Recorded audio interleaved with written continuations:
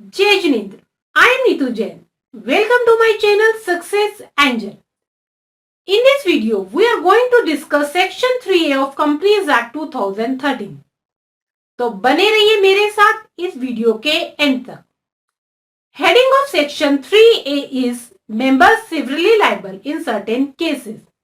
मतलब वो cases जहां members of a company may become individually and personally liable.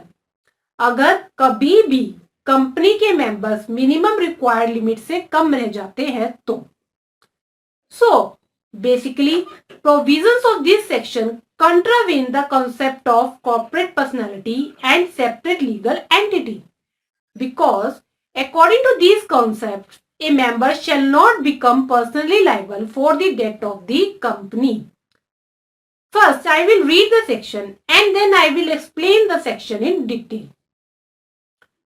If at any time the number of members of a company is reduced, in the case of a public company below 7 and in the case of a private company below 2, and the company carries on business for more than 6 months while the number of members is so reduced, every person who is a member of the company during the time that it so carries on business after those 6 months and who is aware of the fact that it is carrying on business with less than required members shall be personally liable for the payment of the whole debts of the company contracted during that time and may be severally sued therefore.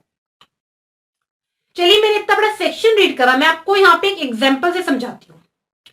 मानकर चलिए एक public company है. According to section 3 किसी भी public company में minimum कितने members होने चाहिए?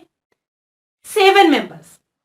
पर हमारी कंपनी में किसी वजह से 6 मेंबर्स रह गए ऑन 1 जनवरी. तो क्या कंपनी बिजनेस कर सकती है without minimum required members? According to section 3A इस केस में कंपनी नेक्स्ट 6 मंथ्स तक बिजनेस कर सकती है विद रिड्यूस्ड मेंबर्स. मगर उन 6 मंथ्स में कंपनी को कोशिश करनी है कि उसके मेंबर्स इंक्रीज हो जाए. कितने? Minimum 7 members as required by section 3. अगर कंपनी के मेंबर्स इंक्रीज नहीं हुए तो after 6 months company can not do business जब तक कंपनी के कम से कम 7 मेंबर्स नहीं हो जाते.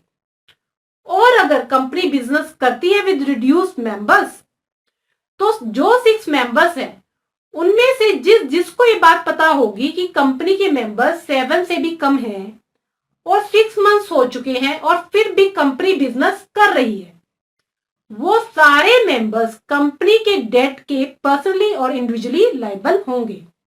अब क्वेश्चन आता है कौन से डेट? वो डेट जो कंपनी इंकर करेगी आफ्टर 6 मंथ्स. देखिए बात सिंपल सी है. अगर कोई एसोसिएशन कंपनी लॉ की मिनिमम नंबर ऑफ मेंबर्स की कंडीशन को फुलफिल नहीं करती तो उस एसोसिएशन को कंपनी लॉ में कॉर्पोरेट पर्सनालिटी और लिमिटेड लायबिलिटी जैसी प्रोटेक्शन नहीं दी जा सकती. I hope section 3A of companies act 2013 is now clear to all of you. In the next video, I will discuss another section of this act. For videos of other sections and topics of company law, see links in the description box.